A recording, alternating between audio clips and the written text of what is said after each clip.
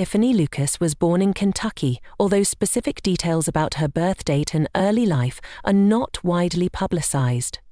Lucas had a history of troubled relationships and challenges, reportedly involving contentious custody disputes.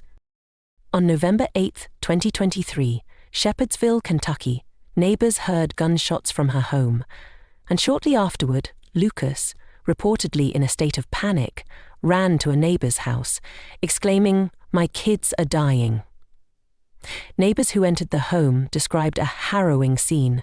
The boys, Maurice Baker Jr., 6, and Jaden Howard, 9, were lying in a pool of blood, and a gun was found nearby. Despite being rushed to the hospital, the children succumbed to their injuries shortly after arrival. When initially questioned, Lucas gave a bizarre explanation. She claimed she had been manipulated by social media, particularly through Facebook and Wi-Fi connections, into committing the crime. This unusual defense raised questions about her mental state, and her attorneys considered an insanity plea based on alleged delusions. Law enforcement, however, found little to support these claims of external manipulation. Initially pleading not guilty, Lucas's defense team hinted at a mental health strategy, suggesting she might not have been fully aware of her actions due to psychological distress. However, in October 2024, nearly a year after the incident, Lucas changed her plea to guilty. This decision shocked many, as it came without a plea deal or sentencing recommendation from the prosecution, which is uncommon in such severe cases. The judge accepted her plea, and she was sentenced to life imprisonment with eligibility for parole after 20 years. The exact motive for the murders remains a topic of speculation. Prosecutors and family members suggested that Lucas had a history of manipulative and controlling behavior, particularly towards Maurice Jr.'s father, Maurice Baker Sr. He described how Lucas used their son as leverage during custody disputes, refusing him access and causing significant emotional pain. Family members accused Lucas of committing the murders out of spite and as a means of maintaining control over those around her.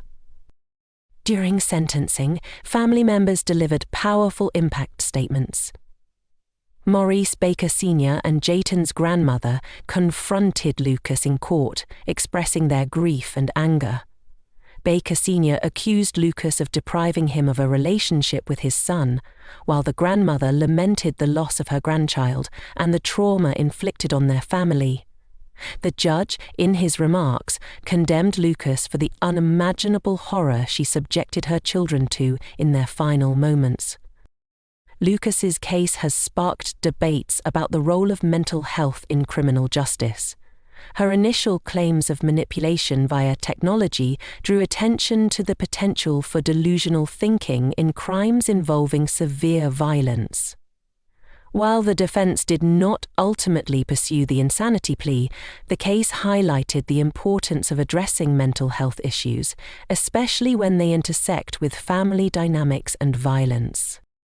The tragedy deeply affected the local community in Shepherdsville, a quiet suburban area not accustomed to such violence. Neighbors and local authorities described the event as a chilling reminder of the unpredictable nature of domestic violence. Vigils and memorials were held for the boys, with community members expressing solidarity and grief.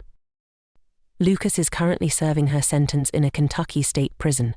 Given the severity of her crime and the emotional impact it had on the community, prosecutors have expressed doubt that she will ever be granted parole, despite eligibility after 20 years.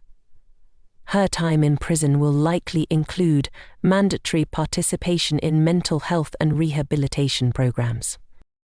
The case continues to serve as a sobering reminder of the complex interplay between mental health, domestic conflict, and crime, leaving a lasting impact on all who were involved.